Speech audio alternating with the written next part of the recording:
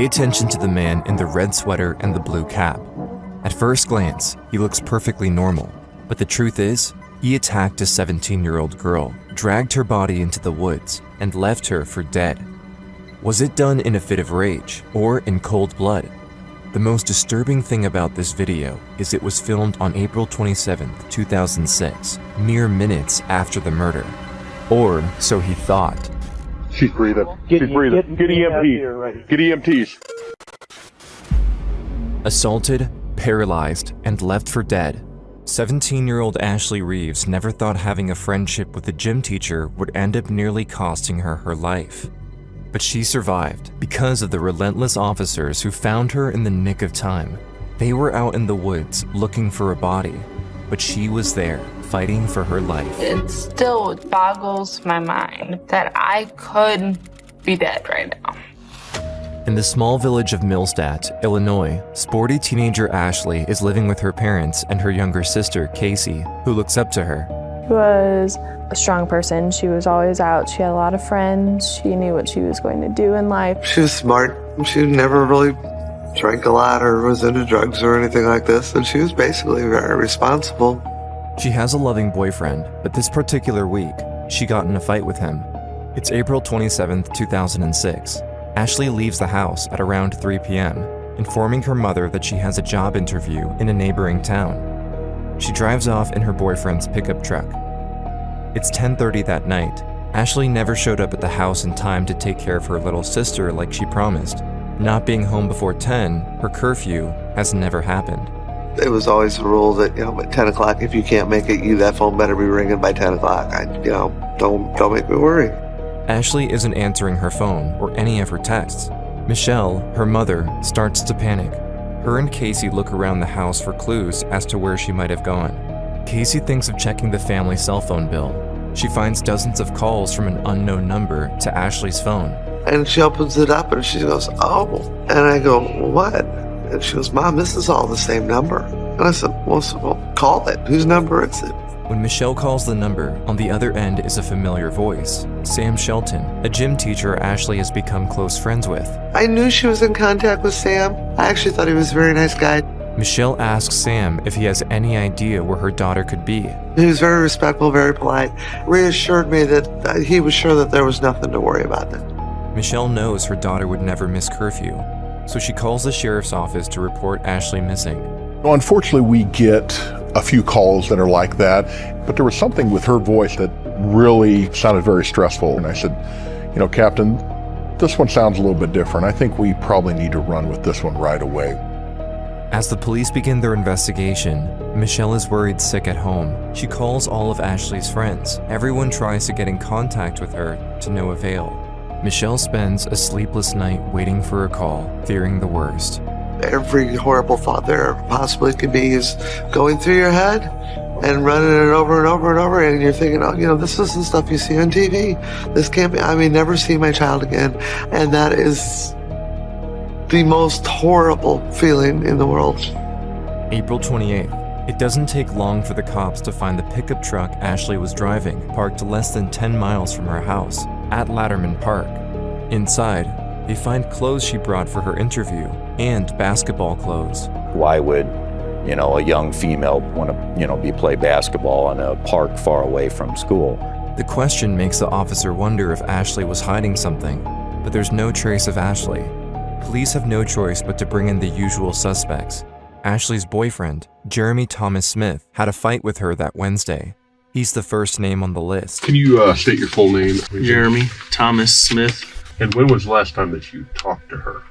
It was yesterday it was around noonish, between like 11 and 1. I called her, left a voicemail earlier that morning. She called me on lunch to see what I wanted, and I asked her if she could bring my truck back. She said no, because I'm going to go to this interview, and I'm going to go play basketball. This confirms what Lieutenant Michael Hundelt suspected. She had arranged to meet someone to go play basketball. Why didn't she tell her mom or her sister she was going to play basketball? According to Lieutenant Hundelt, Jeremy isn't raising any suspicions. His tone of voice is appropriate. His explanations are coherent. He seemed like he cared for Ashley quite a bit, but I had a strong feeling that he didn't really know anything that was going on. At this point, Jeremy is the only person aware that Ashley was headed to Latterman Park. But who was Ashley going to meet there? Only one name comes to mind. Sam, the teacher that is a friend of yours, I believe. Mm-hmm. What's their relationship like? What's that? Just a friend. Do they play basketball together? They played a couple times that I know of. Do they talk quite a bit with each other? Or? Yeah, they talk a lot. He calls whenever, I'm around, and which, like I said, I don't mind. Lieutenant Hundelt takes notes of the phone calls made by Sam Shelton. As you will see later on, it will come in useful. Lieutenant Hundelt can tell Ashley's boyfriend is fully aware of the close relationship between Sam and his girlfriend, but they still can't understand how Ashley's meeting with the 26-year-old gym teacher led to her disappearance. I don't think he would ever do anything to harm her, It's just, it doesn't seem like it's his nature. He was actually considered at the time a minor lead, because what had been told to us was he was a friend of Ashley's that they would just kind of play basketball together. Lieutenant Hundelt and Sergeant Stockett take the young coach out of basketball practice. Just state your name for the record. Sam Shelton. Sam Shelton is respected by all, admired by many, and occasionally causes teenage girls to fall for him. He knew he was good looking and charming, and all the students seemed to love him. Hi, Mr. Shelton, very respectful of him. His reputation even spread to a neighboring high school like Columbia, where Ashley is a student. But even if everyone loves perfect gym teacher Sam, something's off. Why would a teacher hang out with a 17-year-old girl from a different school? When the interrogation begins, they find that Sam is very friendly and cooperative, but he denies having seen her at all that day. I really do not know where she is. I have no idea. In fact, he denies having any sort of relationship with Ashley in the first place, which tips off the interrogators. They confront him with the pages of phone records showing hundreds of calls and text messages he exchanged with Ashley. Right away, Sam changes his story. Now he admits being close to Ashley, saying that she came after him. I think she kind of started becoming obsessed with me. Because like I said, she was calling me literally non-stop at times. This time, Lieutenant Hundelt recalls what Ashley's boyfriend Jeremy said in his interrogation. He calls whenever, I'm around, and which, like I said, I don't mind. Apparently, Sam is the one who calls Ashley all the time. But now, he's trying to convince interrogators he never wanted anything to do with her. Something wasn't right with this guy. He kept changing his story. After hours and hours, he would add more information or change what he initially said. I felt like he knew more than what he was telling us. The interrogators are beginning to see clearly now. Sam is hiding something. And it's more than just his friendship with a teenage girl. But as time passes, their chances of finding Ashley alive decrease rapidly. They can't wait around. They have to make him talk. We know something happened to Ashley. And we know without a doubt, the investigation clearly shows without a doubt, Sam, that you know what happened. Finally, after hours of questioning and going around in circles, Sam's defense begins to crack. He confesses he did see her that day. He called me back about 6:50. Was talking to her. She went to me up at Latterman Park about 3:45, 4 o'clock, somewhere around there. When he said, I met her at the park that day, that right there it kind of gave me the uh-oh feeling that there's something wrong here. We were just driving down, back and forth down the road. And I just simply explained, I can't do this. I don't want to do this. I pulled over there on the side of the road to talk because I could not stand. So, she was screaming and yelling. I could not stand to listen to it. I got mad and I said, please get out. And she wouldn't get out. So I put the car in park, went over, opened up my door, and I pulled her seatbelt off, and I pulled her and set her out there. The officers don't buy his story. The problem is, in Sam's version, Ashley is alive and well. I think he was going to try to just manipulate us, continue to talk to us and be cooperative, just kind of play along and hope that this all just go away. I left her there, is what I did. I left her out there by Radio Range Road. I left her right out there. You mean to tell me that this is a person that you cared for, that you left her on the side of the road, but you didn't even try to talk to her or call her after that? I said, I find that hard to believe. And it was points, I'm going to be honest with you, where I was just like, this guy's not giving us anything. Sam's not telling the truth. It's been 30 hours since Ashley disappeared, and the investigators are beginning to think Sam might never give in. Time is running out. Chief of Police Stephen Johnson comes in to talk to Sam, alone. He uses his personal connection with him to pull at his heartstrings. This is where the first real break happens. If I left from here and I went and talked to Grandma right now, and I laid down this whole story that you're saying, what's Grandma gonna say? I just want to go home. I just want to explain to Mom and Grandma exactly what happened. Grandma's not here. I know. Your mom's not here. No. But you know what? In a way they are. Because everything they taught you, all the talks Grandma had with you, are within you. All of them are. And unfortunately right now, Sam, you ain't telling us the truth. And you need to. You have to. For Mom. For Grandma. When he asked to be alone, I knew he was ready to confess. Can I go show you what happened? Please. She's still out there, Sam. She is. And where's it at? I have to show you. Are you ready for it? Wood area. I just say grabbed the neck thing on my shoulder out there. Sam's depiction of what he did to Ashley is too graphic. Out of respect for the victim, we won't be sharing this part of the interrogation. After 12 hours of grueling interrogation, the officers switch into high gear and speed toward the area Sam is leading them to. But according to Sam, all they're going to find is a body. 70, third car. Okay, came in there. I don't know, I came in the woods and I just started moving. It's raining, freezing. Sam can't seem to find his bearings and is walking in circles. After we had walked through the woods for probably 20, 30 minutes or so, I was beginning to wonder if he was maybe just kind of taking us on a wild goose chase and playing with us again. Oh, hey, right there. Finally, flashlights land on a grisly discovery. Ashley's broken body is laying there, arms stiff up front. She was laying on the ground, on her back, obviously deceased. There was thousands of insect bites all over her. She'd been out there for a long time. All of a sudden, they notice her chest is moving. She's breathing. She's breathing. After more than 30 hours on the ground outside, under rain and frost, Ashley is holding on to life. The officers can't believe what they're seeing. Get EMTs. Get EMTs. I saw her chest rise, and it was just like, oh my God. Ashley? It was just panicky. Ashley, can you hear me? Can you talk to me? Oh my God, we found her. She's alive. The EMTs have to clear a path through the woods to carry her out. It takes them an hour to get her inside the ambulance and on her way to the hospital.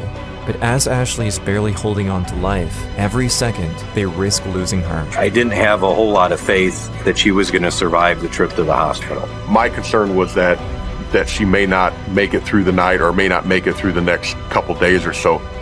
Ashley's mom, Michelle, is terrified at the idea that her daughter might not make it through the night. There's no blink response or pain response or anything.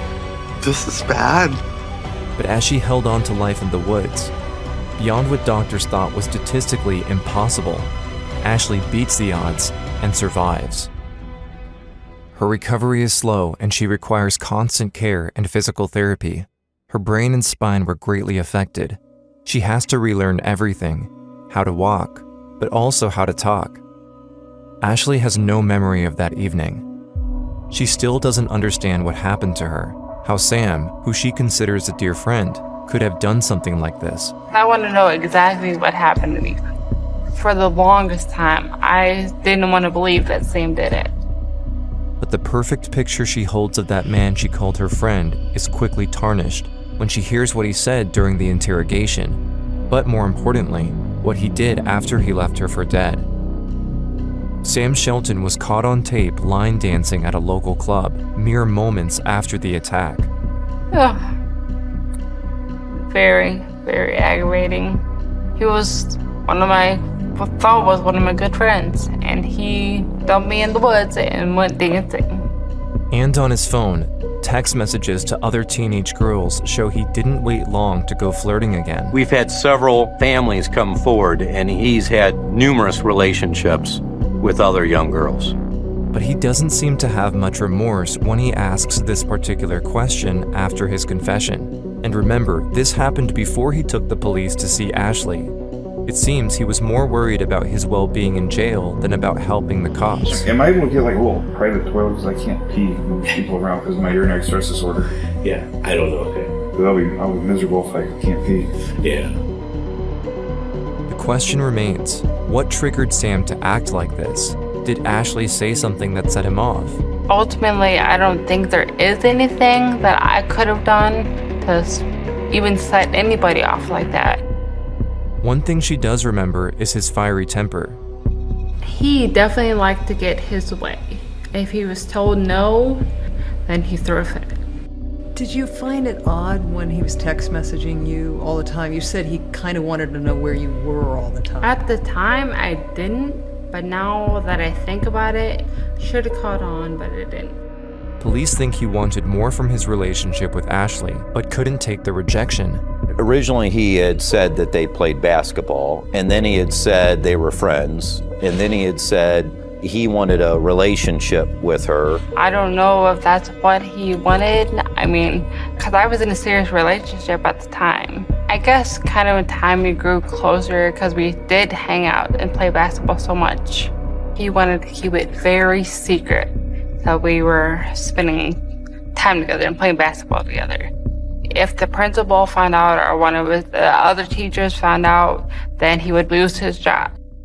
As Ashley recovers from her injuries and trauma, she's preparing to face Sam in trial. His lawyers claim the confession video cannot be used in court because it was recorded before the cops read him his rights. But the judge rules against it, and the evidence will be eligible in court. Because of this, Sam Shelton pleads guilty to attempted murder. The judge sentenced him to 20 years in prison in 2007. Ashley doesn't let what Sam Shelton did to her stray her from her path. For a long time, she couldn't walk. The thought of running like she loved to, or play sports, was a long way down the road. But at a time when she was ready to give up, she tackled the most unusual task. She decided to watch the recovery video of her rescue. I just felt like I wanted to see, I wanted to know where I started. It kind of just gave me a sense of strength and kind of how far I've come. One of her proudest moments, she says, was walking across the finish line at a fundraising race organized in her honor. Whenever I was cheering and then all my friends started crying, it was very overwhelming, and I think I kind of started crying too. I knew that I was getting somewhere, and I knew that I could do this. And all these people are here to back me up. I can do what I want to do, and I am going to do what I want to do. Now, after years of rehabilitation, with grit and determination, Ashley Reeves has come a very long way. She's a loving mother of 2 children. I pushed myself to do better, to be stronger. She's tough. One of the toughest people that you would meet. Today, she hopes her story can inspire others in their darkest hour. Don't give up. Don't ever give up on yourself. There's bigger, better things out there. I've gone through plenty of hardships, and it's just keep fighting. Every day it's a struggle, but you just gotta keep on charging.